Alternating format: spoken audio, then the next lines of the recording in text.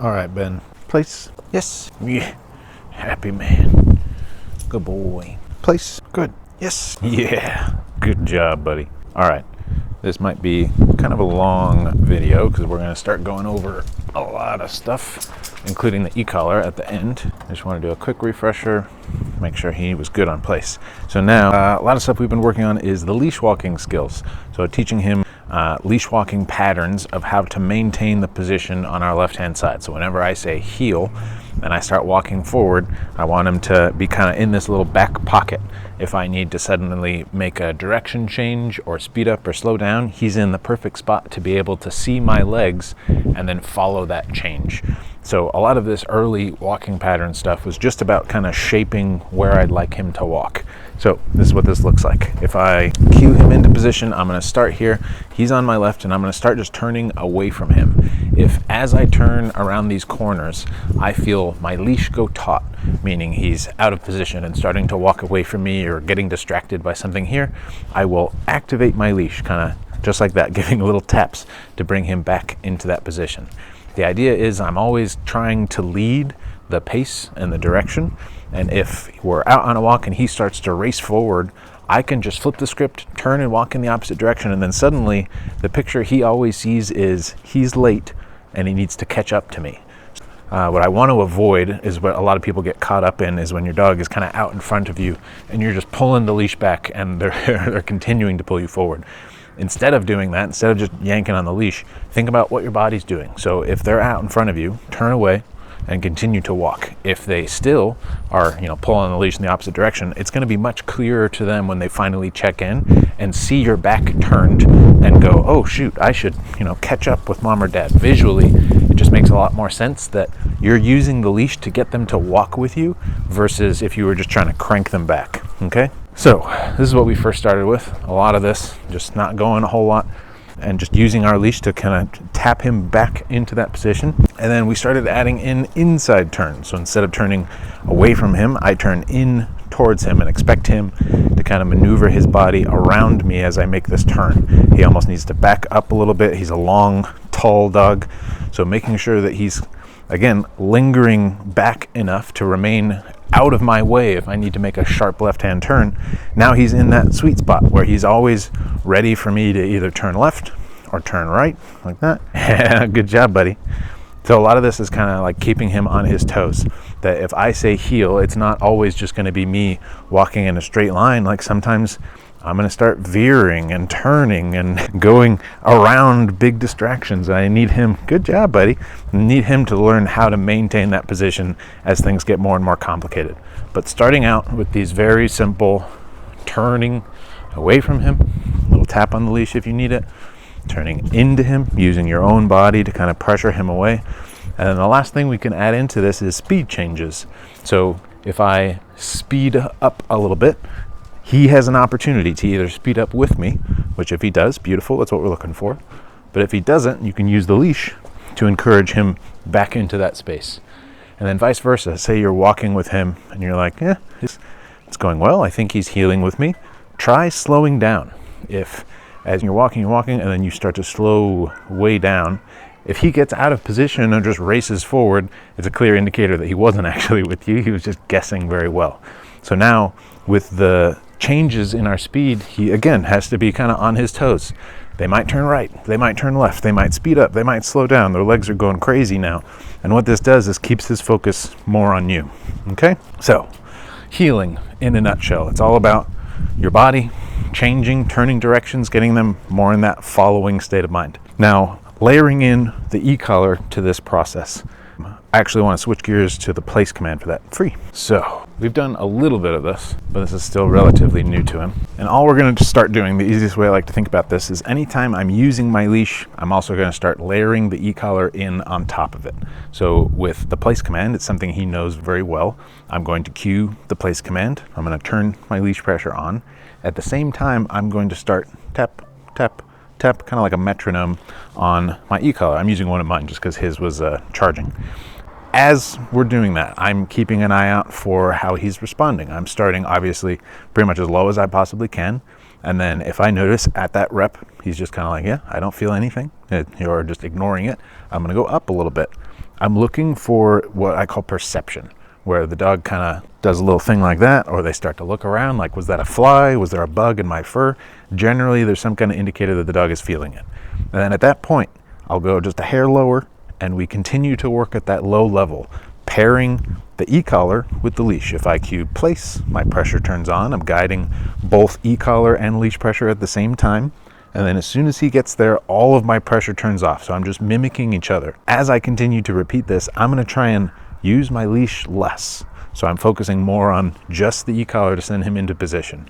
But this is still brand new, so he'll need quite a bit of help, okay? I'm gonna start him, these collars go all the way up to 100, so on the scale of your dog draw, it's relatively the same. I think yours goes like past 100 a little bit, but still values should be around the same. I'm gonna start at a 3, and I'm gonna start with my leash, e-collar. I'm tapping at the same time. I'm gonna go bend, place, tap, tap, tap, tap, tap, and release. So now place for him means all the way to the bed and lay down, not just get your paws there.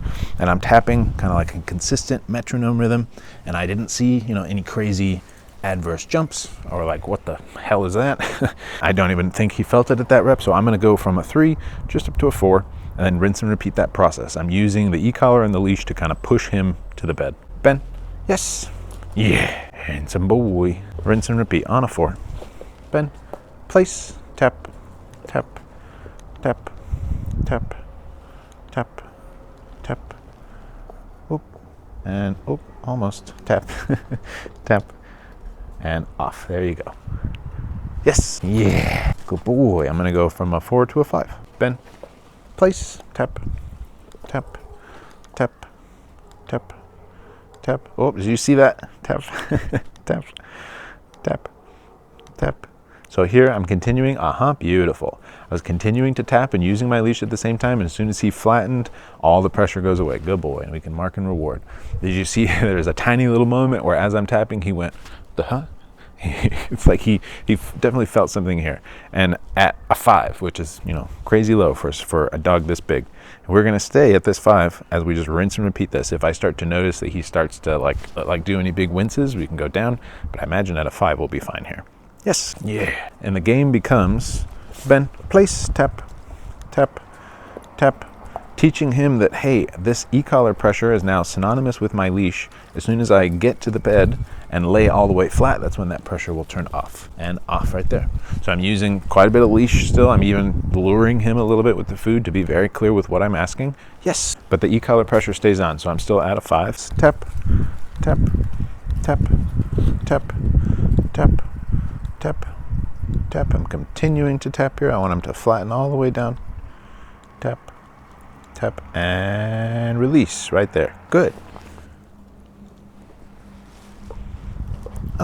So here, anytime he gets off of the bed, I'm just gonna repeat as if I'm sending him right back from the very beginning. I'm just holding him accountable. I'm not repeating the command over a bunch of times, but I will continue. I'm keeping my leash pressure on. I'm keeping my e-collar on. I'm continuing to tap.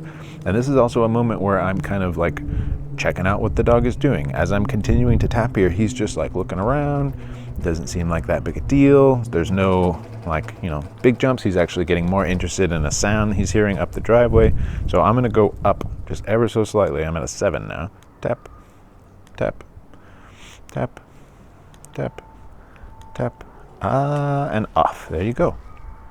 Yes. So even at this early stage, I don't really want to practice too much of him ignoring it, especially as I'm giving him all the information he needs. I don't want it to be, go to the bed or else. I'm not lighting the floor up right here, immediately. But I do want it to have enough oomph behind it that he's not willing to just, like drool, get distracted while it's actively going off. It should be a little bit more valuable to him of like, oh, we've got to move. Yeah. Ben, place, tap, tap, tap. Oh, that was beautiful. That was an amazing rep. Good. So I'm gonna do a little jackpot right on the bed. Jackpot is just where I'll put multiple rewards down. If you get a really good rep, you can do that where you'll reward him in position or yes, reward him out of position like this. We're still using the same markers that we were talking about from before. Ben, place, tap, tap, tap, tap, tap, tap, tap, and off. Beautiful. It's getting much smoother. Even, this is only 6th or 7th rep. Yes. Good job, handsome. As I repeat this, you even notice on that last rep, I'm trying to use my leash a little bit less. The leash becomes more of a suggestion, especially as we have reps where he's successfully going to the bed. He's figuring out, okay, that's the answer. Place, tap, tap, tap. And we can use that knowledge to our advantage. He's like, hey, the only right answer here is to lay down on this bed. As I'm feeling this e-collar pressure, what should I do about it? Beautiful. Yes, I should go to the bed and lay down. So right now, I don't want the e-collar to be a no button. And right now, in fact, it's more of a go button, telling him wherever you're at right now, this pressure is telling you go to the bed and lay down. As soon as you do, that pressure turns off, yeah? It's a delicate line of not making the floor lava, but making it encouraging enough for him to want to turn that pressure off quickly, yeah? Bend, place, tap, tap, tap, tap. Beautiful, just like that. Yes, yeah, good job, handsome. Bend, place, tap, tap, tap, tap, tap. Excellent. Yes. Just as a side note, you don't have to be saying tap. I'm saying tap for your benefit so that you know when I'm applying the e-collar. I've had clients in the past do that, thinking it's a necessary cue. That's just for the video's purposes. Now, so since that's going pretty well, let's just switch gears and start talking about leash walking.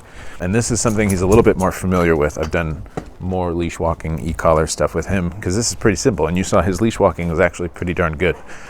I'm going to go bend, heel, get him into that position. We're going to do the same leash walking patterns from before. The only big difference now is anytime I feel leash pressure, if he gets out of position, the leash goes taut, I'm going to activate my e-collar at the same time. And then as soon as whoop, he's back in the right spot, e-collar pressure turns off, leash turns off. Okay, that's what this looks like. Bend, heel. So start with some easy outside turns. I'm still at, what am I at? A 6. Anytime he lags behind or just gets too far, tap, out of position, I'm going to tap, use the leash. Beautiful. Good job, buddy. Some inside turns. So here, tap, using my leash a little bit just to back him up. Good job.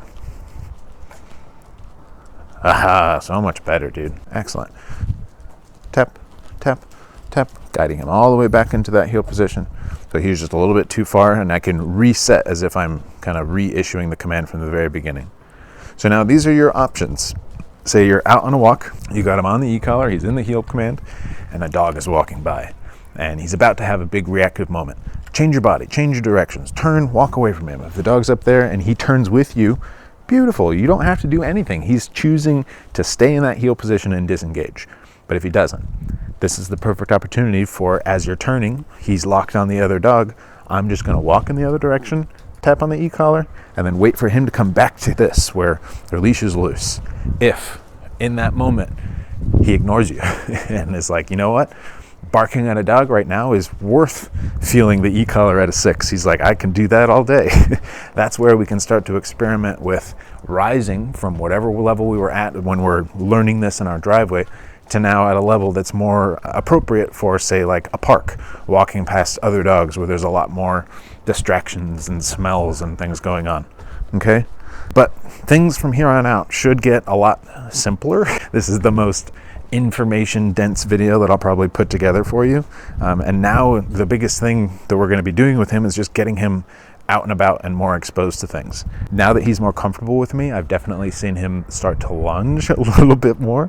I was trying to pose them all for a cute photo on the table the other day, and he decided to go bolting. Luckily, I stomped on the leash at the last second and caught him. But it's an interesting moment where dogs will come in the first couple days, they're a little bit like, I'll be very good because you're new and a little bit scary. And then as they realize, you know, I'm pretty fun, they start to show me their true color. So it's interesting. I saw a little bit more of his reactivity. So we definitely have some stuff to work on. But he's doing really well. Good job, dude.